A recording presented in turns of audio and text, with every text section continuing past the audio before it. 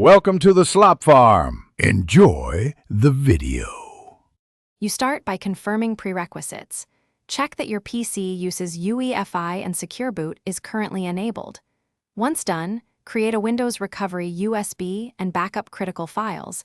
This avoids data loss if something fails. Next, suspend BitLocker from Windows settings or using Manage BDE if applicable. This prevents key issues when firmware changes.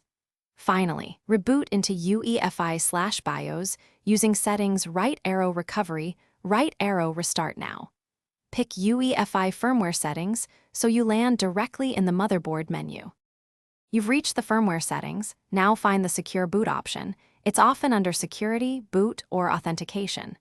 If there's a choice between Standard and Custom, choose Custom to manage keys, then select Disable Secure Boot or Clear Secure Keys. Make sure to save the configuration, usually F10, then exit. The system will reboot. Windows should start normally if BitLocker was suspended. If Windows fails to boot immediately, give it a moment. Firmware changes sometimes trigger a one-time repair sequence. Once Windows boots, immediately resume or re-enable BitLocker and confirm Windows Update runs. This restores normal security posture. If the machine won't boot, don't panic.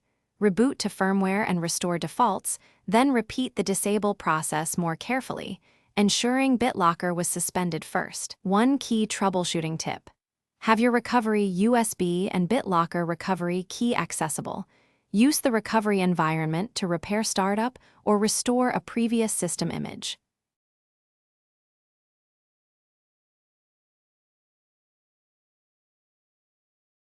Thanks for watching. Consider subscribing if we helped you today.